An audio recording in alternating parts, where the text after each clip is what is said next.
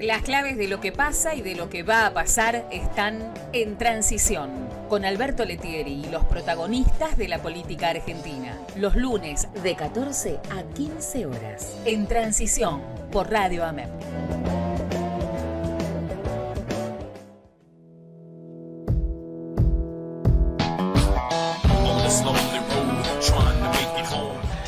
Estamos Fernández, que es periodista, analista político, también tiene a su cargo la sección política de Radiográfica. ¿Cómo estás, Gabriel? Muy buenas tardes. ¿Qué tal, Alberto? Qué gusto escucharte.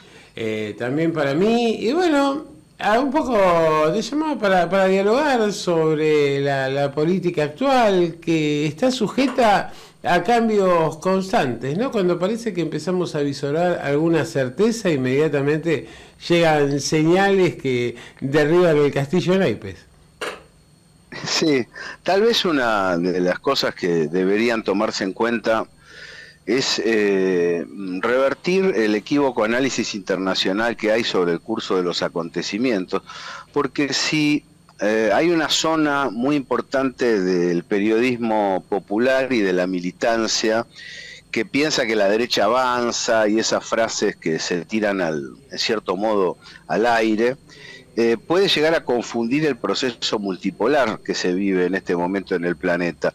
De hecho, los acuerdos entre Irán y Arabia Saudita, entre Siria y Rusia, y entre Siria y los Emiratos Árabes, de los cuales informo en la más reciente nota Fuentes Seguras en Radiográfica, hablan de un proceso, y ese proceso evidencia el fortalecimiento del bloque euroasiático, de la Unión Económica Euroasiática, de los BRICS, de la Organización de Cooperación de Shanghái, de la situación medio oriental. Es decir, tomar en cuenta eso también incide sobre la política interna, y tengo la sensación que nos estamos guiando con demasiada fruición sobre los medios occidentales concentrados, que lo que intentan es mostrar una imagen del mundo 30 años atrás, con hegemonía del consenso de Washington previo a la crisis financiera, y lo que está quedando demostrado es que los PBI del centro internacional decaen, mientras que el de los emergentes crecen. Hay 3 naciones entre muchas, como es Rusia, China e India, entre otras, que muestran vectores en desarrollo, fuerte rol del Estado promoviendo la industrialización y una distribución interna de carácter progresivo. Todo eso tiene que ver con la Argentina de modo directo, porque son compradores de nuestro país, en especial China, pero por otro lado tiene que ver con la Argentina de modo indirecto. Es el clima internacional que habla de lo que sería nuestro rol en el futuro multipolar: agrupar el sur a través del Mercosur, agrupar el continente a través de la CELAC, es decir, tomar las determinaciones necesarias para pasar a ser una voz multipolar de vigor.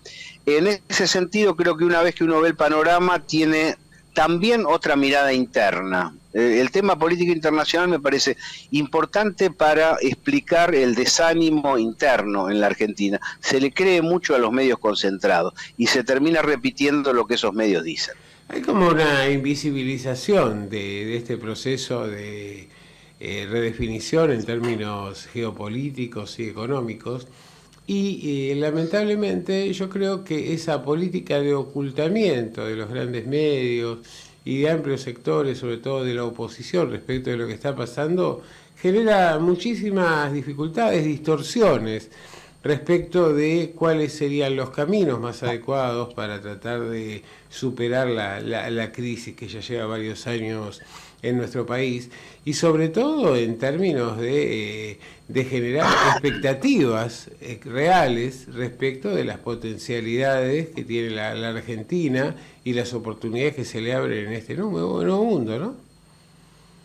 Es así, Alberto, porque los pueblos no luchan en todo momento. Los pueblos luchan cuando hay posibilidades de victoria.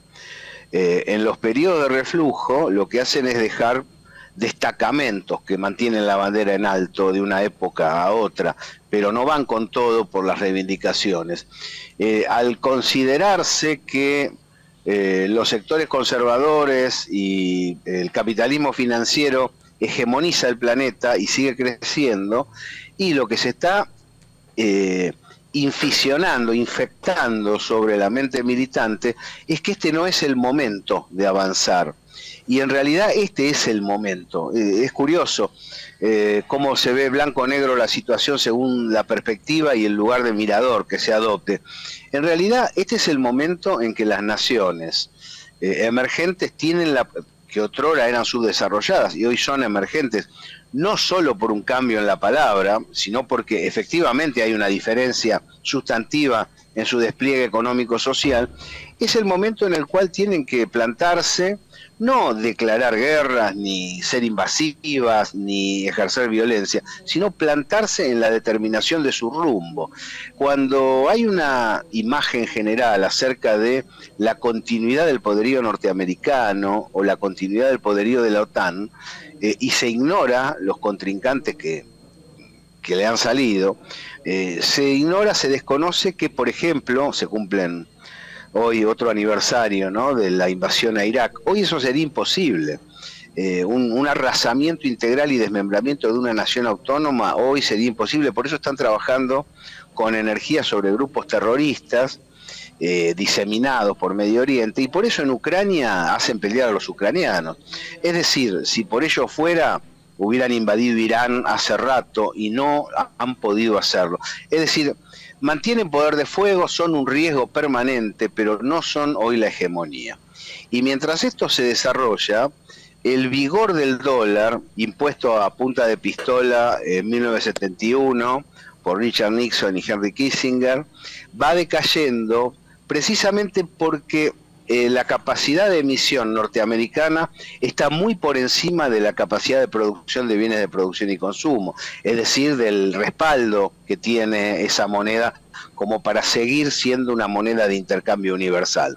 Cuando uno observa las negociaciones desarrolladas en los últimos años, puede ver el crecimiento de la utilización de las monedas locales, de las canastas de monedas regionales, de la dualidad, sobre todo el petroyuan, ¿no?, que ha hecho sus reales muy fuertes.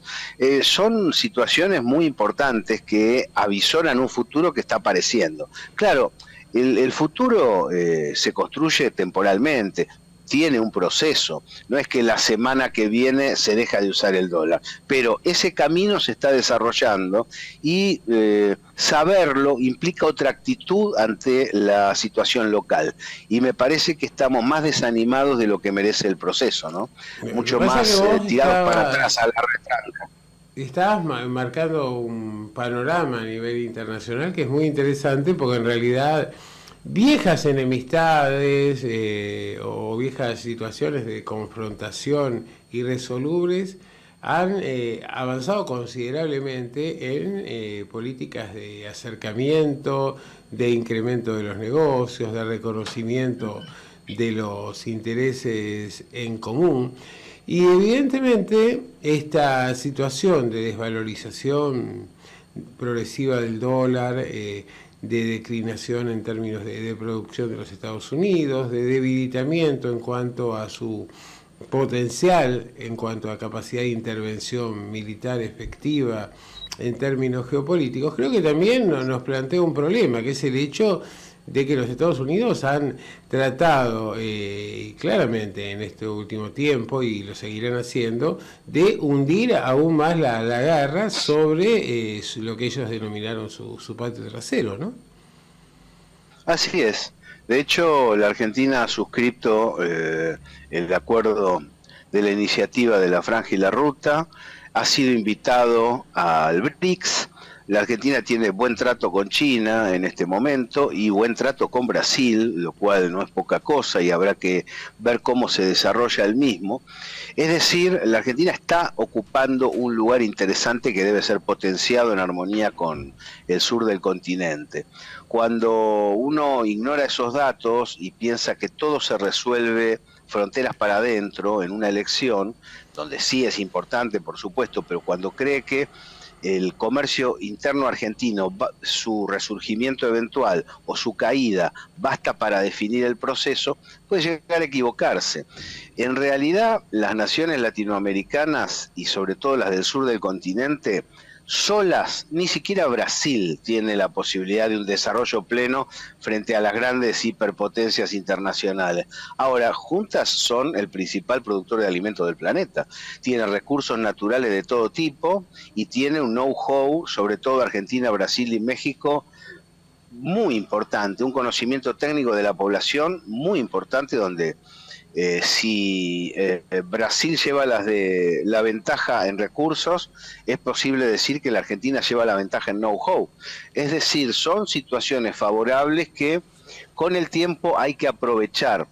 Ahora, si nosotros buscamos solo la resolución en base a la política local, nos vamos a encontrar con posibles, por supuesto, salidas hacia adelante. Es mejor una coalición que la otra de las que están en disputa, creo que eso no quedan dudas, pero esa coalición en el gobierno necesita profundizar los lazos con los vecinos, necesita coaligarse de manera no dominante, sino articulada con el Mercosur, básicamente, para tirar la renovada propuesta del ABC del 53 hacia el futuro, barajar y dar de nuevo con las naciones del sur y proponer una coalición. Aquí hubo un avance raro que no ha sido valorado, que es los acuerdos con México. Que la Argentina haya acordado con México es un dato interesante porque es la primera vez que estas dos naciones que han tenido una contradanza de gobiernos, donde siempre fueron amigas, pero donde gobernaba uno, en el otro lugar gobernaba el otro, y lo que hacían era recibir exiliados, porque justamente no había contacto estructural.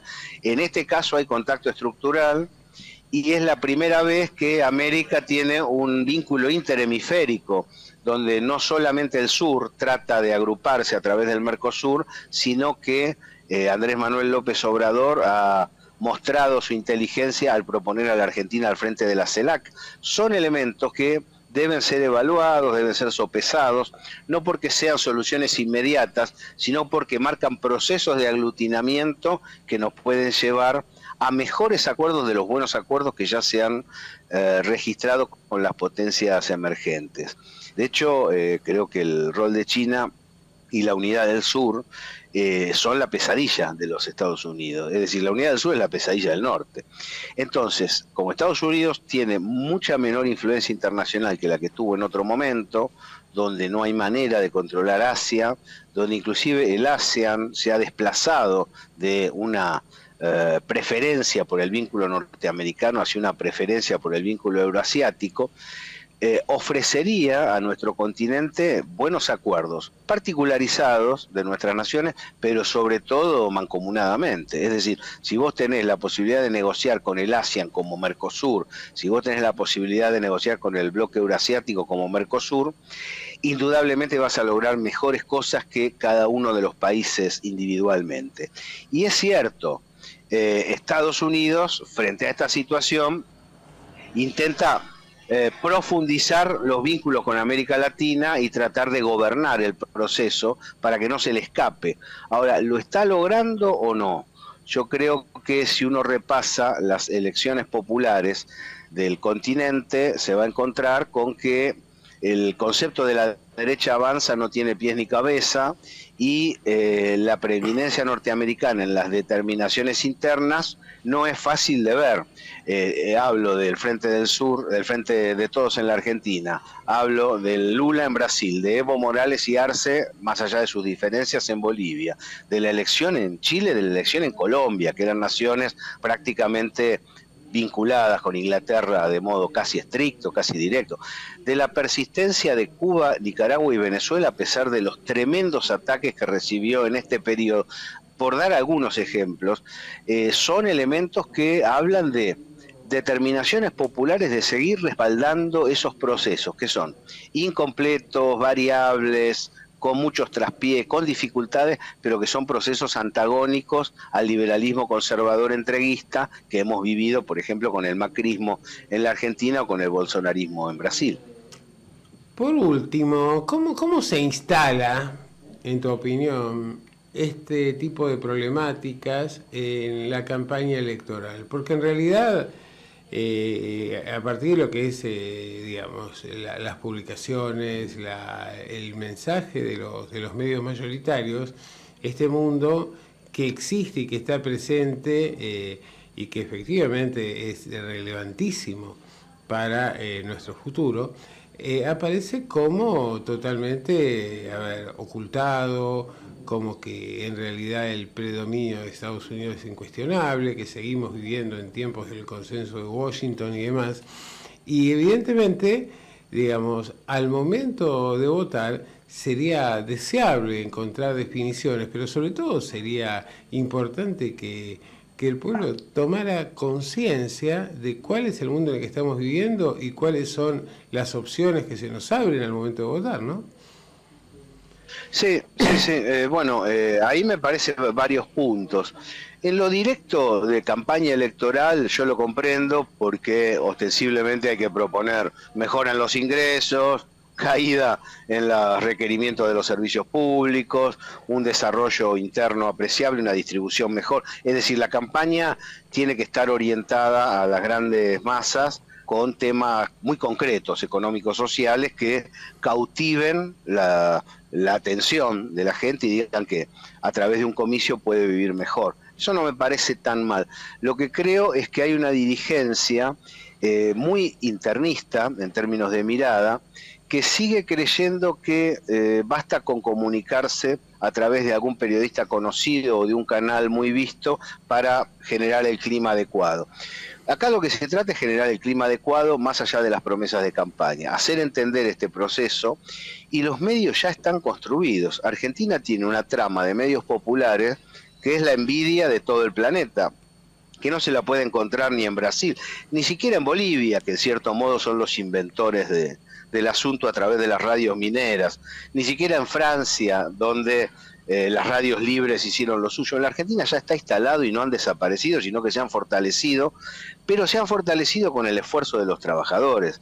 Estos medios, los medios populares en la Argentina, tienen una trama insuperable, pero necesitan inflador, necesitan participar de las pautas estatales de manera equilibrada para poder potenciarse.